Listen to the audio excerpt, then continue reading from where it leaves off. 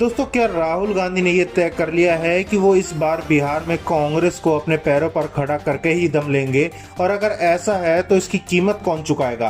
देखिए, चुनाव से करीब सवा महीना पहले तक माहौल कुछ और था। वोटर अधिकार यात्रा, राहुल गांधी का वोट चोरी वाला नारा, सब ने मिलकर गठबंधन की जबरदस्त माहौल बना दिया था। तेजस्वी यादव ने हर घर सरकारी नौकरी के वादे से युवाओं में उम्मीद जगा दी थी, लेकिन जैसे जैसे सीट बंटवारे की बारी आई, महागठबंधन में एक दरार साफ दिखने लगी। अब दरार तो एनडीए में भी है, लेकिन वहां सत्ता है, संसाधन है, ताकत है, तो दरार छिप ही जाती है महागठबंधन में। अब जो जानकारी निकल कर आ रही है वो और भी दिलचस्प है। राहुल गांधी को किसी बड़े नेता का फोन गया और उन्होंने साफ कहा फिलहाल बात नहीं की जाएगी। मतलब कांग्रेस का रुख इस बार बिल्कुल साफ है। राज्य की कांग्रेस इकाई को पूरा फ्री हैंड, ना ऊपर से कोई दबाव, ना कोई समझौता।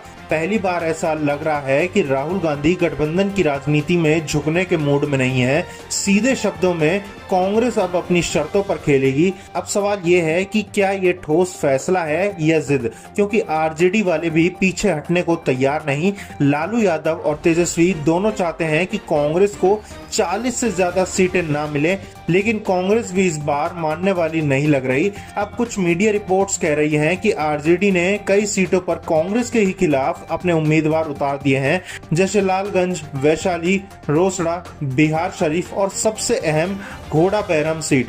आरजेडी और कांग्रेस दोनों ने वहां कैंडिडेट उतारे हैं। मतलब आग है, धुआं भी है और अब बयानबाजी भी शुरू हो चुकी है। आरजेडी ने ट्वीट कर कहा, गोदी मीडिया भ्रम फैला रही है, खबरें झूठी है। पर सवाल उठता है, अगर सब ठीक है तो फिर आधिकारिक बयान क्यों देना पड़ रहा है? सुनने में आया है कि तेजस्वी यादव ने राहुल गांधी से डायरेक्ट बात करने की कोशिश करी, लेकिन राहुल गांधी ने कहा पहले अपने प्रदेश स्तर पर बात करिए, फिर आगे बढ़िए। मतलब इस बार दिल्ली दखल नहीं देगी।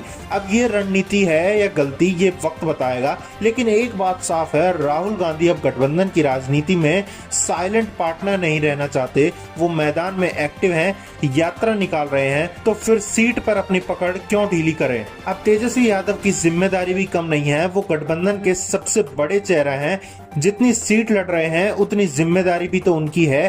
क्या उन्होंने एनडीए की तरह सबको साथ रखने की कोशिश की? क्या उन्होंने समय रहते फाइनल फैसला किया? शायद नहीं।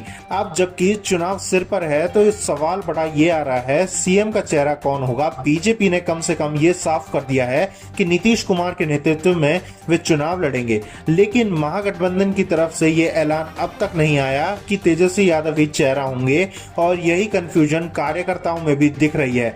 दोस्तों, विपक्ष अगर खुद ही असमंजस में रहेगा तो फिर जनता कैसे भरोसा करेगी? अब एक पार्टी के कार्यकर्ता दूसरे की रैली में झंडा नहीं उठा पा रहे तो एकजुटता सिर्फ भाषणों में ही रह जाती है। अब सवाल यह है कि गठबंधन टूटने की ओर बढ़ रहा है।